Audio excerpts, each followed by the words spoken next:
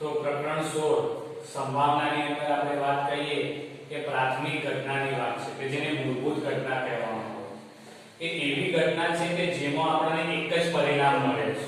એટલે તમે સિક્કો ઉછાળો છો તો સિક્કો ઉછાળો તો તમને છાપ મળશે અથવા તો કાંટા મળશે. છાપ તો છાપ જ મળવાની, તો એ એક જ ઘટના છે, કાં તો કાંટા મળવાના છે.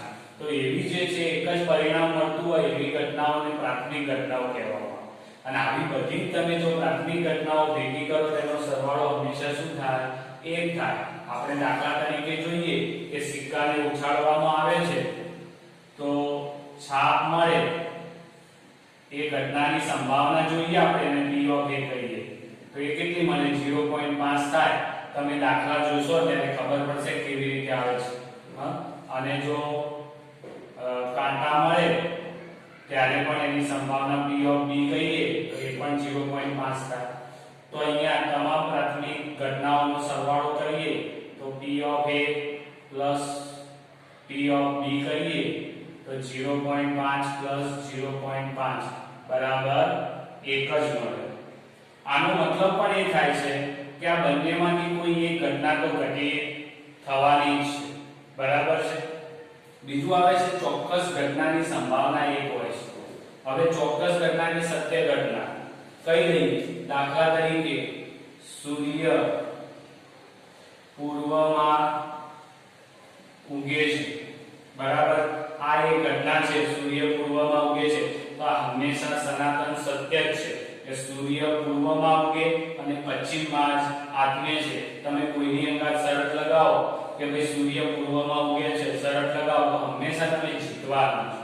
એટલે કે તમે સત્ય છો, સાચા છો. માટે આવી જેવી ઘટનાઓ હોય છે એની પણ સંભાવના 1 જ હોય છે. એનો મતલબ પણ ઉલટો એ થયો કે જેની સંભાવના 1 છે એ ઘટના ચોક્કસપણે બનવાની છે. બીજું છે અશક્ય અથવા અશક્ય ઘટનાની સંભાવના.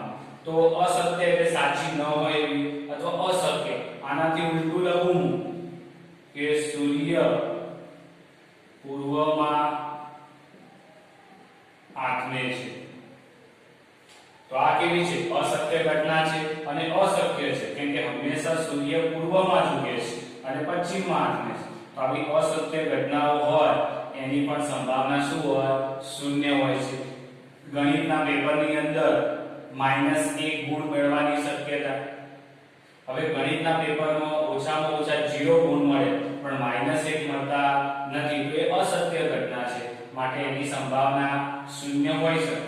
આનાથી ઉલટું પણ કહી શકો કે જેની સંભાવના 0 હોય એવી ઘટનાઓ કેવી હોય? અશક્ય હોય છે અથવા તો અસત્ય હોય છે. એના પછી જુઓ તમે તો પૂરક ઘટના. પૂરક ઘટના એટલે અહીંયા ઘટના એ ઉદ્ભવી છે તો એની પૂરક ઘટના તમને a' મળે છે અથવા તો એને a12 વડે દર્શાવાય છે. અને આવી બંને ઘટના અને એની પૂરક ઘટનાનો સરવાળો 1 થાય છે. જોઈએ કેવી રીતે? તો p of a plus p of a12 બરાબર 1 થાય છે. આની ઉપરથી તમને કેટલાક મળી જાય સૂત્રો કે p ઓફ a બરાબર 1 - p ઓફ a12. એટલે એકમાંથી p ઓફ a12 ની જે પૂરક ઘટના બાદ કરો તો પણ તમને મળે. આ રીતે p ઓફ a12 બરાબર 1 - p ઓફ a થાય છે. હવે આવી કોઈ ઘટના જોઈ હોય તો દાખલા તરીકે કોઈ એક બેગ છે તો બેગની અંદર લાલ અને પીળા કલરના દડા છે. હવે લાલ કલરના દડા હોય એની ઘટના હું a તરીકે લઉં તો ઘટના a ની પૂરક ઘટના એટલે કઈ થાય? તો લાલ સિવાયના જે દડા રહે એ આની પૂરક ઘટનામાં આવે. બરાબર છે. ઘટના એ અહીંયા છાપ પડે એ ઘટના a હોય, છાપ મળે તો આની પૂરક ઘટના a' એટલે શું થાય? તો કાંટા મળે એ જ થાય. બરાબર છે. કે a સિવાયની ગણવાની છે એનો મતલબ. પૂરક ઘટના એટલે a સિવાયની પણ તમે ગણી શકો છો. બરાબર છે. કોઈ એક પત્તાની રમત છે એમાંથી હું કાળીનો એક્કો પસંદ કરું છું તો કાળીનો એક્કો પસંદ કરું છું એ ઘટના a હોય તો એની પૂરક ઘટના એટલે શું થાય? તો કાળીના એક્કા સિવાયના જે પત્તા છે એમાં એમાંથી જે પસંદ થાય છે જે પત્તા એ એની શું આવે પૂરક ઘટનામાં આવશે બીજું વધારે હજુ આપણે એના દાખલા ગણીશું ત્યારે વધારે તમને ખ્યાલ આવશે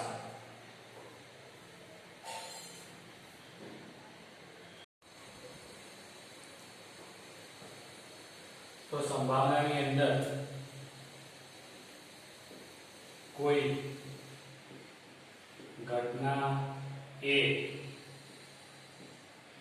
ઉદ્ભવી હોય અને તેની સંભાવના જોવી હોય તો બરાબર છે કોઈ ઘટના એ ઉદ્ભવી હોય અને તેની સંભાવના જોવી હોય તો પહેલા શું લખવું પડે તો કુલ ઘટના કેટલી ઉદ્ભવી છે એ બીજું શું લખવું પડે તો ઘટના એ એના ઘટના એ કઈ છે એના વિશે માહિતી આપવી પડે પછી છે ઘટના એના પરિણામ અથવા તો સંખ્યા એ કેટલી હોય એ કેવી પડે પછી આવે છે p ઓફ a બરાબર સૂત્ર છે સંભાવના p ઓફ a બરાબર ઘટના એની સંખ્યા અથવા તો પરિણામ અને નીચે આવશે કુલ ઘટના અને તમને જે મળે છે આ p ઓફ a એ તમારું સંભાવના મળશે તો સંભાવનાનો દાખલો ગણતી વખતે આટલી વસ્તુ લખવાની છે કુલ ઘટના કેટલી છે ઘટના એ કોના માટે લખવામાં આવે છે ધારો કે આપણે વાત કરીએ સિક્કાની તો સિક્કા ઉપર છાપ મળે એ ઘટના વિશેની માહિતી મેળવવી હોય તો આપણે ઘટના એ કોને કીધી તો સિક્કા ઉપર છાપ મળે છે એ ઘટના તો એ ઘટનાને આપણે એ નામ આપ્યું ઘટના એના પરિણામ કેટલા આવે છે સિક્કા ઉપર છાપ કેટલી વાર મળી છે એની સંખ્યા અહીંયા દર્શાવવામાં આવે છે પછી p ઓફ a બરાબર ઘટના એની સંખ્યા અથવા પરિણામ અને નીચે કુલ ઘટના કુલ પરિણામ બરાબર જે મળે છે એ ઘટના એની સંભાવના મળે છે અને સંભાવનાને p ઓફ a પ્રોબેબિલિટી એ એવી રીતે દર્શાવવામાં આવે છે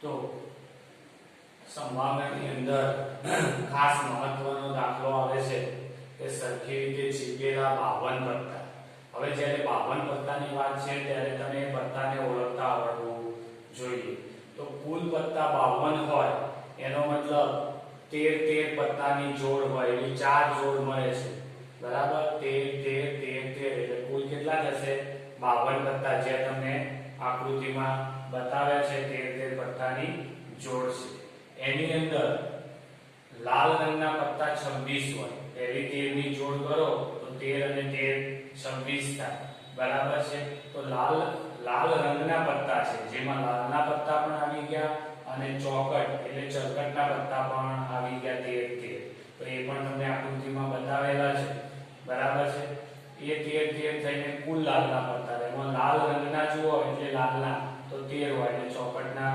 13 હોય એવા કાળા રંગના પત્તા 26 હોય 13 પત્તા કાળીના હોય અને 13 પત્તા ફૂલી અથવા ફલાઈના હોય છે એ બંનેના કાળા રંગના હોય છે તો એ પણ તમે આકૃતિમાં જુઓ તો આકૃતિમાં બતાવેલા છે કે કાળીના પત્તા 13 અને ફૂલીના પત્તા 13 બંને કાળા કલરના તો આટલું તમને ઓળખતા આવડવું જોઈએ બરાબર છે